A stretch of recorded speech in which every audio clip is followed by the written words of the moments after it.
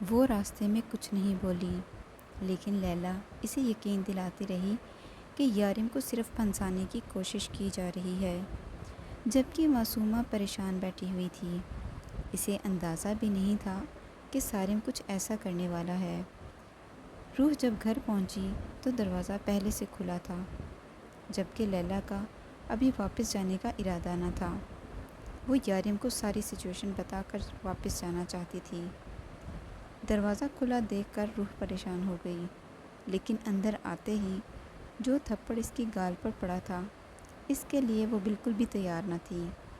وہ لڑکھڑا کر دروازے سے جا لگی۔ کس کے ساتھ گئی تھی تم باہر؟ سمجھ میں نہیں آتا کہ اس شہر میں میرے کتنے دشمن ہیں۔ پچھلے 1.5 گھنٹے سے ہر ایک فلیٹ کا دروازہ کھٹکھٹا کر پوچھا میں نے اس بلڈنگ کا کہ میری بیوی کہاں ہے۔ کیوں گئی تھی تم باہر؟ سمجھ میں نہیں آ رہا میں کیا پوچھ رہا ہوں۔ روح دروازے کے ساتھ ڈری سہمی کھڑی تھی۔ وہ جو بے اختیاری میں آج دوسری بار اس پر ہاتھ اٹھا گیا تھا، پریشانی سے آگے بڑھا۔ وہ غصے میں تھا، لیکن اس کا مقصد ایسا کرنے کا ہرگز نہ تھا۔ ہاں، شاید اسے ابھی تک پتہ نہیں تھا کہ محبت کرنے والے لوگوں کے ساتھ کس طرح سے پیش آیا جاتا ہے، جبکہ روح کے کان میں صرف سارم کے الفاظ گونج رہے تھے۔ آپ کا شوہر دبئی کا ڈان ہے، آپ کا شوہر ایک گنڈا ہے، معصوم لوگوں کا قاتل، ایک درندہ ہے، اپنے ہی باپ کا قاتل، اپنی ماں کو پھنسانے والا۔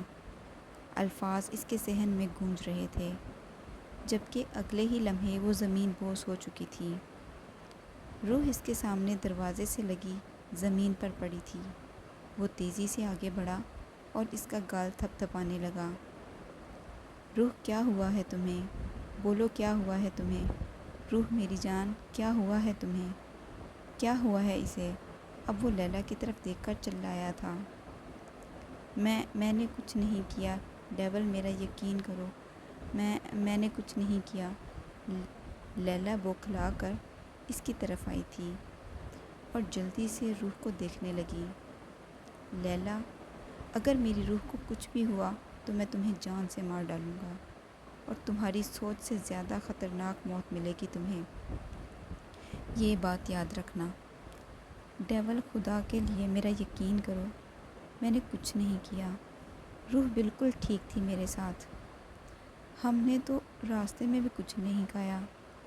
اس نے معصومہ کی طرف دیکھا، جو دروازے کے ساتھ کھڑی انہیں دیکھ رہی تھی۔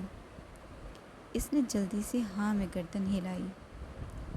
روح، پلیز آنکھیں کھولو، کیا ہوا ہے تمہیں؟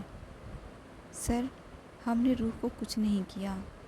روح بالکل ٹھیک تھی ہمارے ساتھ، پر پتہ نہیں یہ اچانک اسے کیا ہو گیا۔ معصومہ پریشانی سے بولی تھی۔ معصومہ، ڈاکٹر کو فون کرو۔ لیلا نے ڈیول کو روح کے لیے اتنا ٹچی دیکھا تو وہ معصومہ کو کہنے لگی، کھڑی کھڑی میری شکل کیا دیکھ رہی ہو؟ جلدی فون کرو ڈاکٹر کو۔ وہ چلائی تھی، میرے پاس ڈاکٹر کا نمبر کہاں سے آیا؟ معصومہ پریشانی سے بولی، او گاڈ، یہ پکڑو میرا فون اور جلدی سے کال کرو ڈاکٹر کو۔ اسے فون پکڑاتی ایک بار پھر سے روح کی طرف متوجہ ہوئی۔ ڈیول، اسے اٹھاؤ یہاں سے، روم میں لے کر چلو، میں پانی لاتی ہوں۔ پتہ نہیں میری روح کو کیا ہو گیا ہے، یارم بہکے بہکے انداز میں بولا تھا۔ ڈیول، اسے کچھ نہیں ہوا ہے، وہ بالکل ٹھیک ہے، اسے اٹھاؤ یہاں سے، تم روم میں لے کے جاؤ، ڈاکٹر آ رہا ہے۔ اس نے جلدی سے معصومہ کے ہاتھ سے اپنا فون چھینا اور خود نمبر ملانے لگی۔ اسے روم میں لے کے جاؤ، کچھ نہیں ہوگا اسے، ٹرسٹ می۔ لیلا فون پر ڈاکٹر سے بات کرتے ہوئے کچن کی طرف بھاگی تھی، جبکہ یارم روح کو اٹھائے بیڈ روم میں لے آیا، جبکہ معصومہ وہیں کھڑی سوچ رہی تھی کہ جو کچھ بھی ہوا اس میں روح کی تو کوئی غلطی نہیں تھی۔ سارم کیسے ایک معصوم انسان کے ساتھ ایسے کر سکتا ہے؟ مجھے بس اتنا بتاؤ کہ تم نے روح کو کیا کہا ہے؟ وہ یہاں بے ہوش پڑی ہے اور ڈیول بوکھلایا ہوا ہے۔ اگر انہیں پتہ چلا کہ یہ سب کچھ تم نے کیا ہے تو وہ تمہیں جان سے مار ڈالیں گے، اور انہیں پتہ چلنے والا ہے، یہ بات یاد رکھنا۔ میں تو انہیں کچھ نہیں بتاؤں گی، مگر لیلا، وہ انہیں سب کچھ بتا دے گی۔ پھر تم اپنے انجام کے لیے تیار رہنا۔ مجھے سمجھ میں نہیں آ رہا کہ تم نے روح کو کیا بتایا ہے۔ دیکھو سارم، جو کچھ بھی ہوا، اس کے بعد اگر روح کو کچھ بھی ہو گیا تو تم نہیں بچو گے۔ تم تو کہتے ہو کہ ڈیول سر تمہارے بچپن کے دوست رہے ہیں، پھر تم ان کو مجھ سے بہتر ہی جانتے ہو۔ معصومہ غصے سے بولی تھی۔ کیا ہوا ہے اسے؟ میں نے تو اسے ایسا کچھ نہیں بتایا تھا۔ کہیں ڈیول نے اسے بھی؟ ایسا نہیں ہو سکتا۔ ڈیول سر اس سے محبت کرتے ہیں، وہ اسے تکلیف دینے کے بارے میں سوچ بھی نہیں سکتے۔ لیکن تمہارے ساتھ وہ کیا کریں گے، اس کی گارنٹی میں نہیں دیتی۔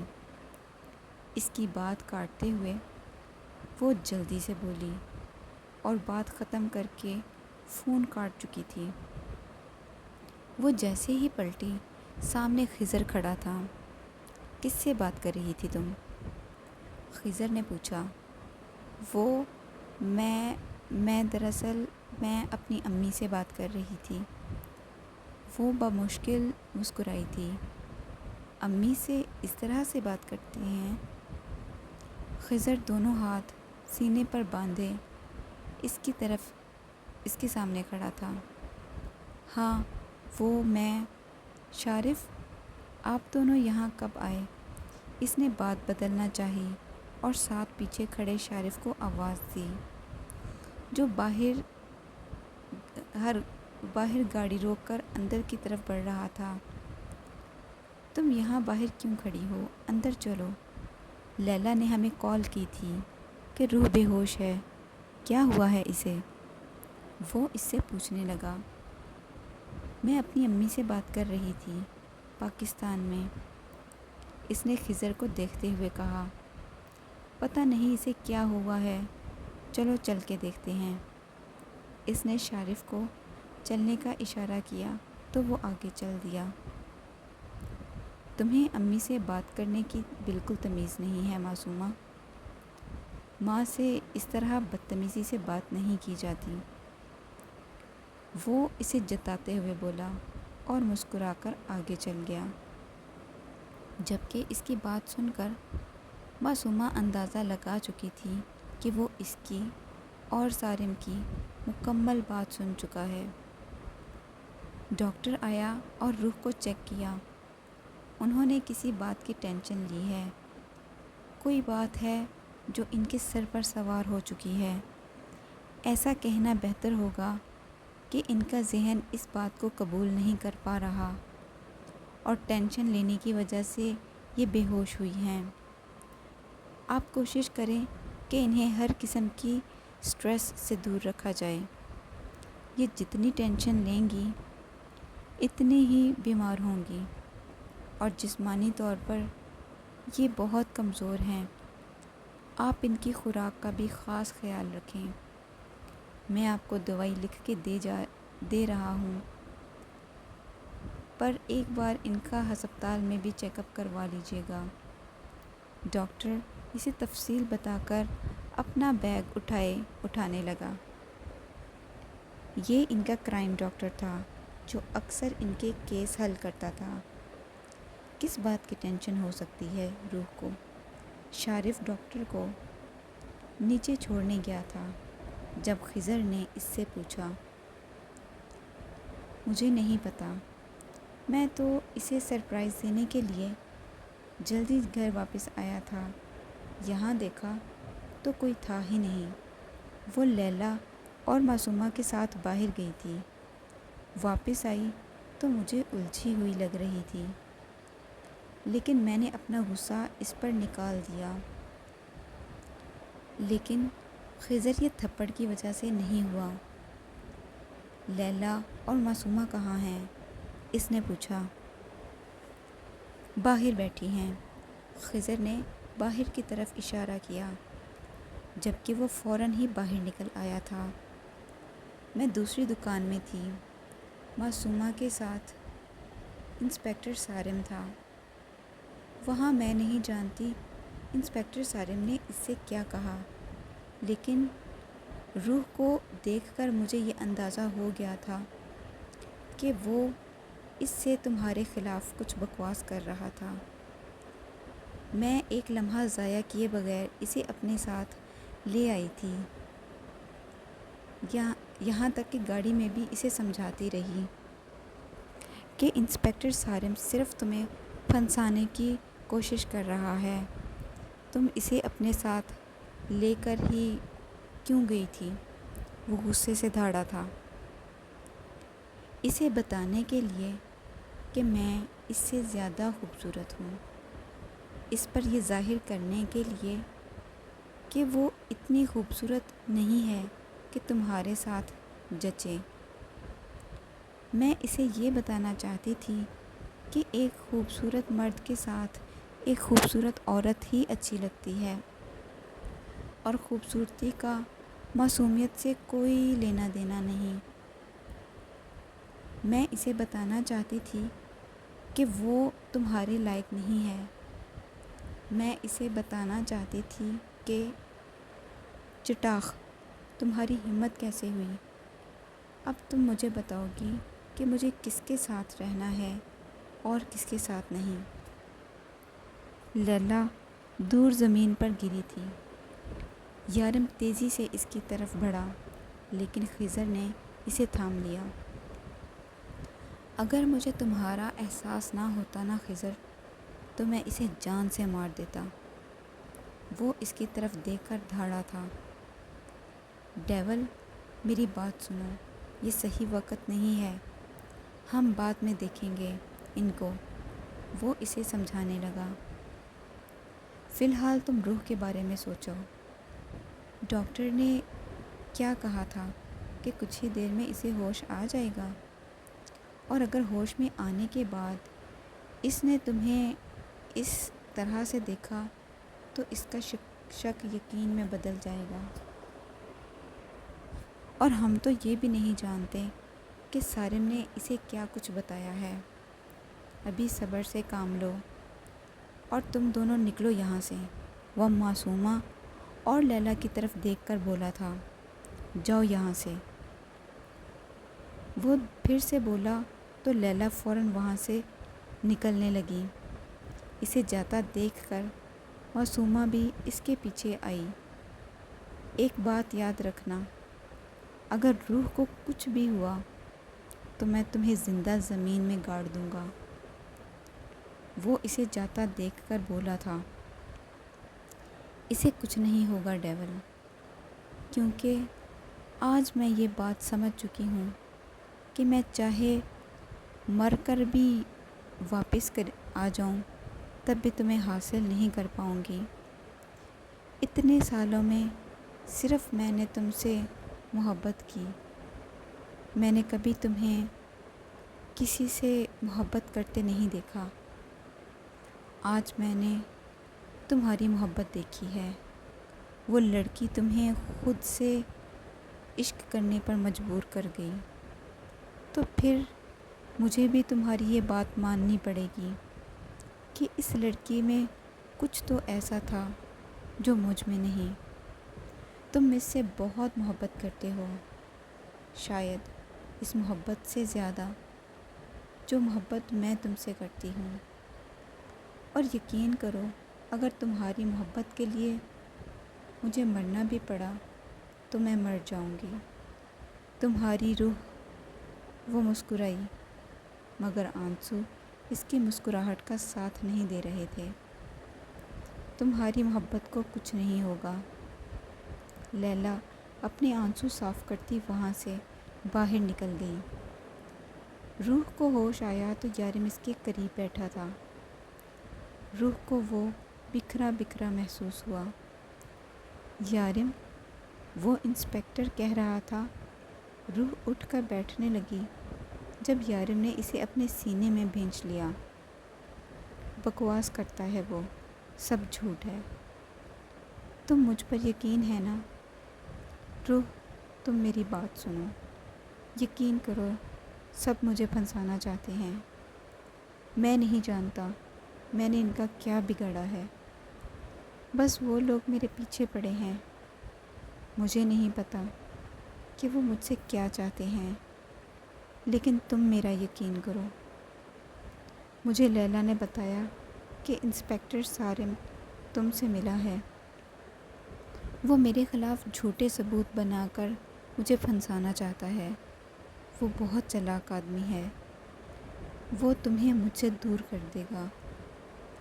وہ تمہارا سہارا لے کر میرے خلاف سازشیں کر رہا ہے، لیکن تمہیں مجھ پر یقین کرنا ہوگا۔ یقین ہے نا مجھ پر تمہیں؟ وہ جھوٹ بول رہا ہے۔ تمہیں یقین ہے نا اپنے یارم پر؟ وہ اس کا چہرہ تھامے اسے پوچھ رہا تھا۔ یارم، وہ کہہ رہا تھا کہ آپ نے اپنے بابا کو بکواس کر رہا تھا، وہ جھوٹ بول رہا تھا۔ جھوٹا ہے، یارم نے اس کی بات کاٹتے ہوئے کہا۔ تم بس میرا یقین کرو، سب جھوٹ بولتے ہیں، ہر کوئی تمہیں مجھ سے دور کرنا چاہتا ہے۔ وہ ایک بار پھر سے اپنے سینے میں اسے بھینچ چکا تھا۔ تم مجھ پر یقین کرو گی نا روح؟ تمہارا یارم ایسا نہیں ہے۔ تمہارے یارم نے کبھی کوئی غلط کام نہیں کیا۔ تمہیں مجھ پر یقین ہے نا روح؟ وہ ایسے ہی بیٹھا اسے اپنے سینے سے لگائے پوچھ رہا تھا۔ وہ انسپکٹر آپ سے جلتے ہیں، اسی لیے آپ کی کامیابیوں سے جلتا ہے۔ جلنے والے لوگ ایسا ہی کرتے ہیں۔ جو خود نہیں کچھ کر سکتے وہ دوسروں پر ایسے ہی الزام لگاتے ہیں۔ مجھے پتہ ہے آپ نے کچھ نہیں کیا، بھلا اپنے باپ کو کوئی مار سکتا ہے؟ وہ اس کے سینے میں منہ چھپائے بول رہی تھی، جبکہ روح کی اس بات نے یارم کو بہت کچھ سوچنے پر مجبور کر دیا تھا۔ پتہ ہے وہ اور کیا کیا بکواس کر رہا تھا۔ وہ کہتا ہے کہ آپ نے اپنی ماں کو پھنسایا، اپنے بابا کو قتل کر کے۔ کوئی اپنے ماں بابا کے ساتھ ایسا کر سکتا ہے کیا؟ جھوٹا کہیں کا، روح بولے جا رہی تھی اور وہ اسے اپنے سینے سے لگائے سنے جا رہا تھا۔ میرے یارم ایسا کبھی نہیں کر سکتے، مجھے آپ پر پورا یقین ہے۔ آپ اتنے اچھے ہیں، آپ بھلا کسی کی جان لے سکتے ہیں کیا؟ وہ گھٹیا آدمی آپ کو درندہ کہہ کے بلا رہا تھا۔ مطلب سمجھتا ہے درندے کا؟ مجھے زندگی میں کبھی کسی سے نفرت محسوس نہیں ہوئی، مگر یہ آدمی بہت برا ہے۔ تھوڑی دیر اس کے سینے میں ایسے سر دیے اچانک اسے شونو کا خیال آ گیا۔ یارم، شونو کہاں ہے؟ وہ اس کے سینے سے منہ نکال کر بولی۔ باہر خضر اور شارف کے پاس ہے، یارم نے بتایا۔ کیا خضر بھائی اور شارف بھائی بھی آئے ہیں؟ آپ نے پہلے کیوں نہیں بتایا؟ ہائے، آج تو میں نے کچھ بنایا بھی نہیں ان کے کھانے کے لیے۔ اب میرے بھائی کیا میرے گھر سے بھوکے ہی جائیں گے؟ وہ تیزی سے اٹھنے لگی۔ یارم نے اس کا ارادہ جان کر اسے کھینچ کر بیڈ پر بٹھایا۔ میں باہر سے کچھ آرڈر کر دوں گا، تم ریسٹ کرو۔ اسے زبردستی بیڈ پر لٹا کر باہر نکل آیا۔ وہ باہر نکل کر شارف اور خضر دروازے کے باہر بے تابی سے ٹہل رہے تھے۔ اسے دیکھتے ہی لپک کر اس کے پاس آئے۔ کیا روح بھابھی کو سب کچھ پتہ چل گیا؟ کیا ان کو تمہارے کام کے بارے میں پتہ چل گیا؟ کیا وہ جانتی ہیں کہ ہم کیا کرتے ہیں؟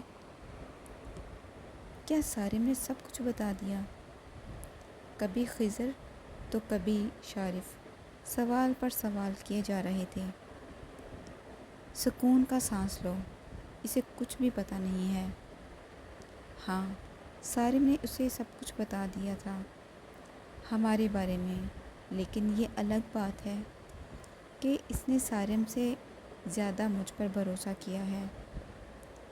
میں نے اسے بتا دیا ہے کہ یہ سب جھوٹ اور الزام کے علاوہ کچھ بھی نہیں۔ سارم مجھے پھنسانا چاہتا ہے اور اسے میری بات پر یقین ہے۔ سارم کو تو میں نہیں چھوڑوں گا۔ اس بار اس نے میری زندگی پر حملہ کیا ہے۔ میں نے کہا تھا، میں نے اسے وارن کیا تھا کہ میرے گھر کی طرف آنکھ اٹھا کر بھی نہ دیکھے۔ یارم کو سارم پر بہت غصہ آ رہا تھا۔ اسے ہم سنبھال لیں گے، فی الحال تم بھابھی کو سنبھالو، انہیں تمہاری ضرورت ہے۔ خضر نے اس کے کندھے پہ ہاتھ رکھ کر کہا، میرے خیال میں تمہیں سب کچھ اسے بتا دینا چاہیے۔ ڈیول آج نہیں تو کل سب کچھ جان جائے گی، اس سے پہلے کہ اسے کسی اور سے پتہ چلے اور تم اس کے سامنے جھوٹے ثابت ہو جاؤ۔ تمہیں چاہیے کہ خود ہی اسے سب کچھ بتا دو اور اس کے بعد اسے ہمیشہ کے لیے کھو دوں، ہے نا؟ یارم نے شارف کی بات کاٹتے ہوئے کہا، یہ میرا معاملہ ہے اور میں سنبھال لوں گا، تمہیں اس میں پڑنے کی ضرورت نہیں۔ کچھ آرڈر کرو، کھانا کھا کر جانا، اس طرح سے بھوکے جاؤ گے تو اسے اچھا نہیں لگے گا۔ یارم نے حکم دیا تھا۔ شکر ہے ہمیں بھی اس گھر سے کچھ نصیب ہوا، ورنہ بھابھی سے پہلے تو تم ہمیں بھوکا ہی بھیجتے تھے۔ شارف نے اوپر کی طرف ہاتھ اٹھا کر شکر ادا کیا۔ نہیں، ہم صرف کھانا ہی کھائیں گے، سویٹ ڈش کی ضرورت نہیں ہے۔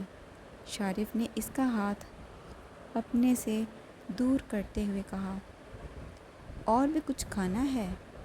یارم نے اپنے ہاتھ کا مکہ بنا کر سامنے کیا۔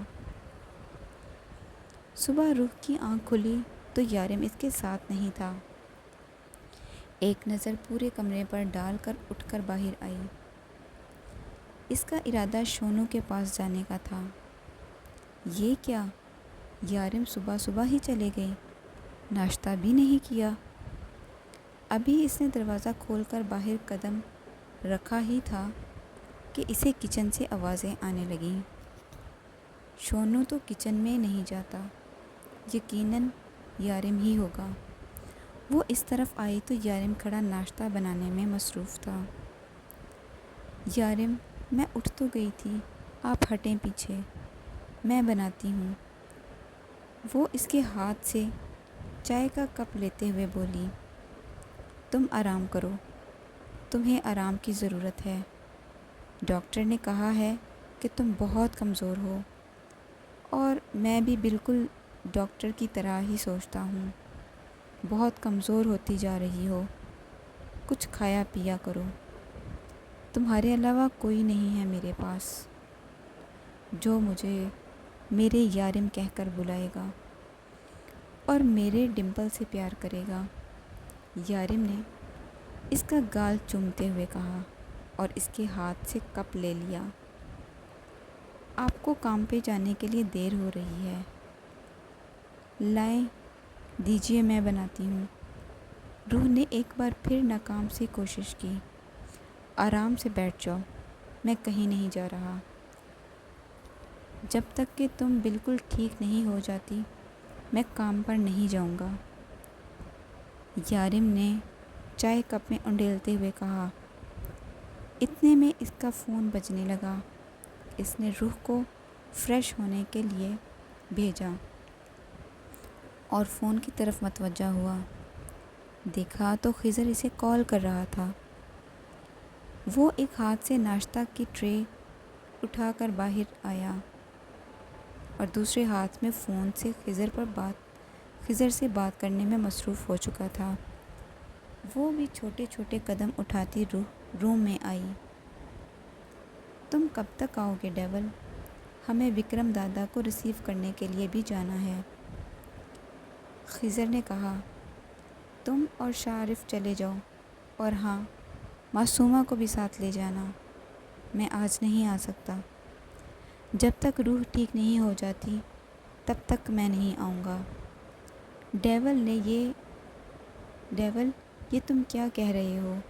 تمہیں پتہ ہے وکرم دادا تمہارے بھروسے پر یہاں آئے ہیں، اور تم ایئرپورٹ پر ریسیو کرنے بھی نہیں جاؤ گے؟ کتنا برا لگے گا انہیں۔ خضر نے پریشانی سے کہا۔ میری بات سنو خضر، روح سے زیادہ مجھے کوئی امپورٹنٹ نہیں ہے، اور روح کی طبیعت ٹھیک نہیں ہے۔ میں نہیں آ سکتا، تم سنبھال لو سب۔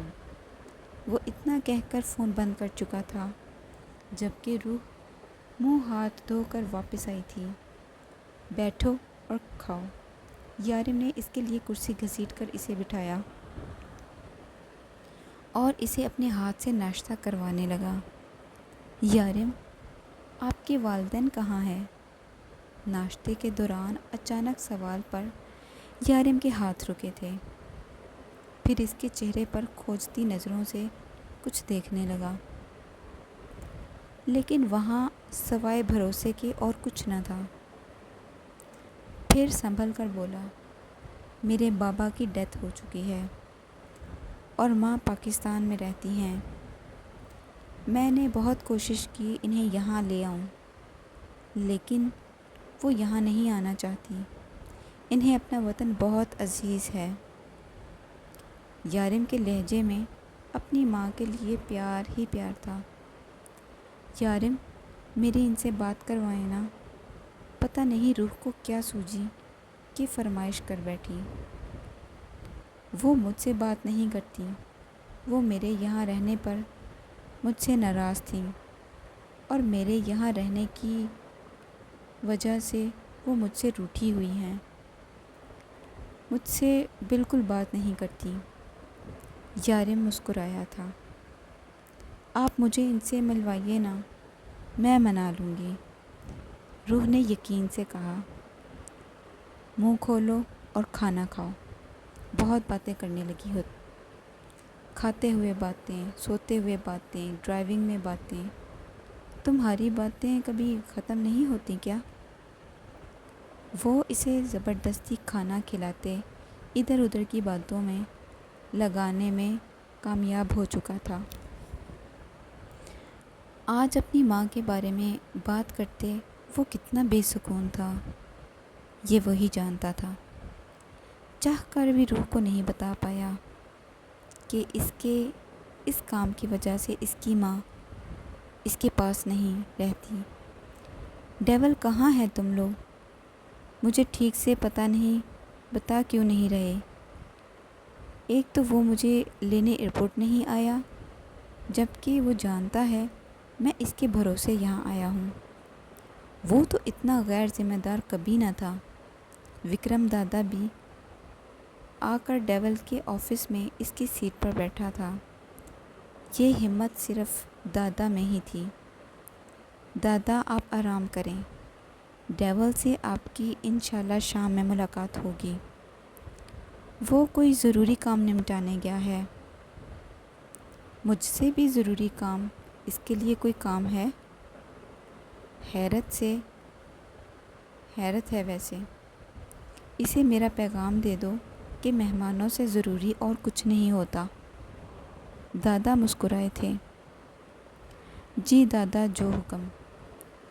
شارف اتنا کہہ کر چلا گیا۔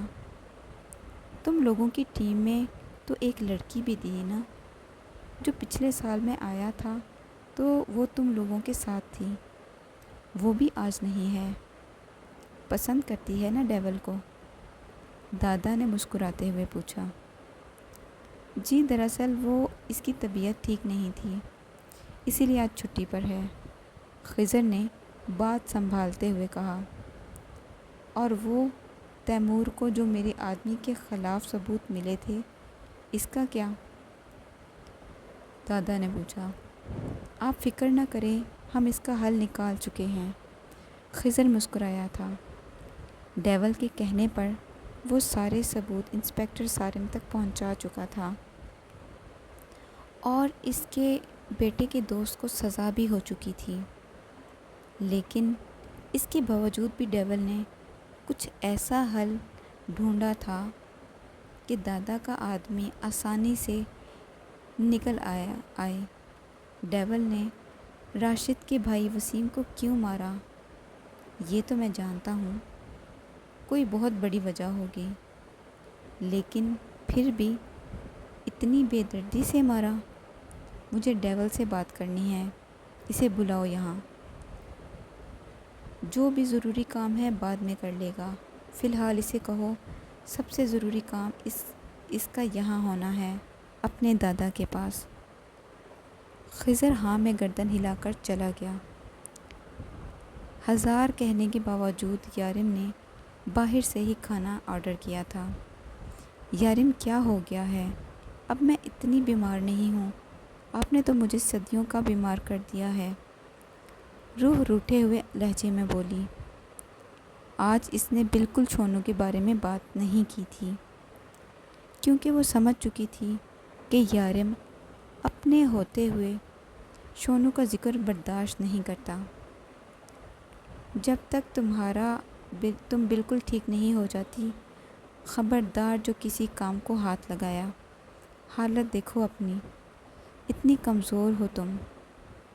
ہاں پتہ ہے، ہوا آ کر مجھے اپنے ساتھ اڑا لے جائے گی۔ اس نے یارم کی کئی بار کہی ہوئی بات دہرائی۔ اسی لیے تو کہتا ہوں، جب باہر نکلو میرا ہاتھ پکڑ کر جایا کرو، مجھے ساتھ لے کر جایا کرو، ہوا کا کوئی بھروسہ نہیں ہے۔ وہ مسکرایا تھا۔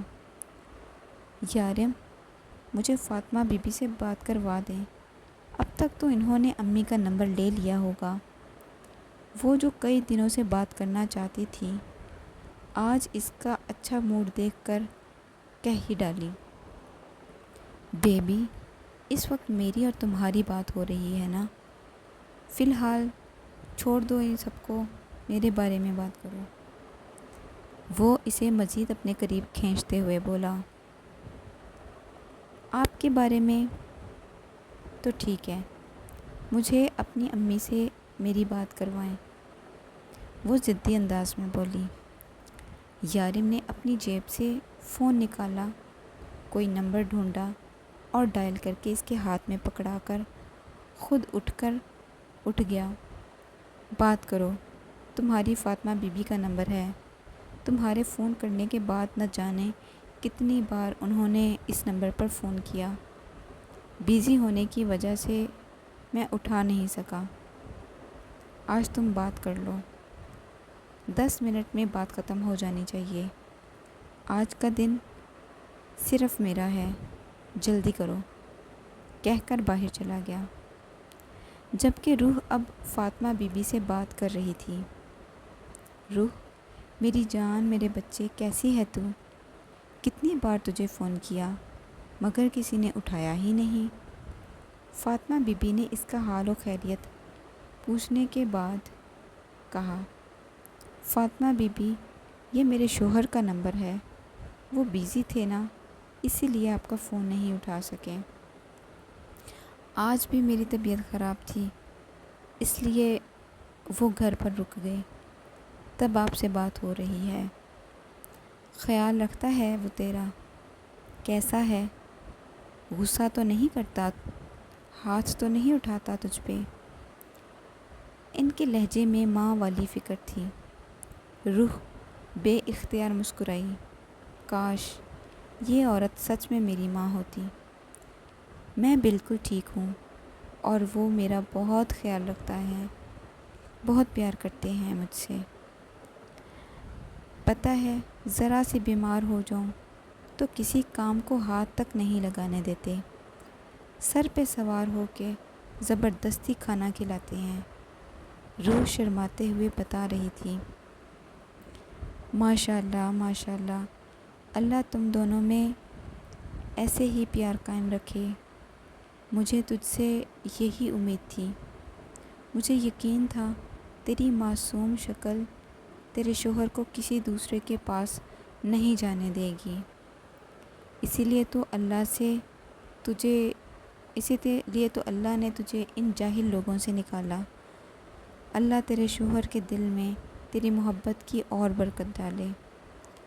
یہاں کا تو حال بہت برا ہے بیٹی، تیری بہنیں پیسوں میں کھیل رہی ہیں، نہ جانے اتنا پیسہ ان کے پاس کہاں سے آیا۔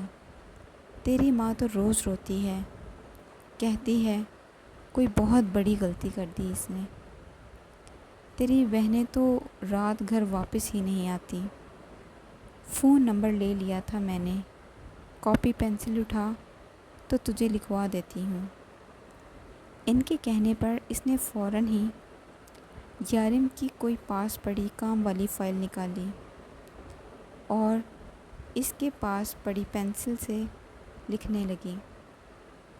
فون بند کرنے کے بعد یارم ایک بار پھر سے دودھ کا گلاس اور میڈیسن لیے ان کے سر پر کھڑا تھا۔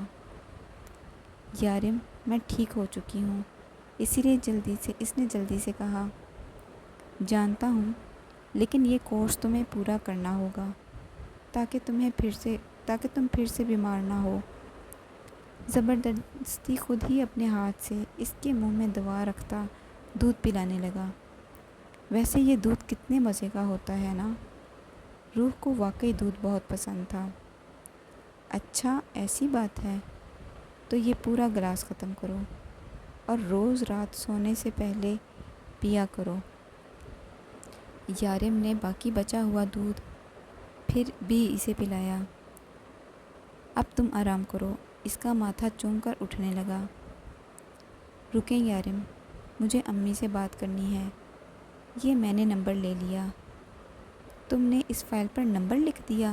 یارم نے فائل دیکھتے ہوئے کہا۔ اس کے چہرے سے پریشانی صاف ظاہر تھی۔ کیا ہوا یارم، میں نے کوئی غلطی کر دی؟ سوری، مجھے نہیں پتہ تھا کہ یہ کوئی ضروری پیپرز ہیں۔ مجھے لگا اتنے دنوں سے یہاں پڑے ہیں۔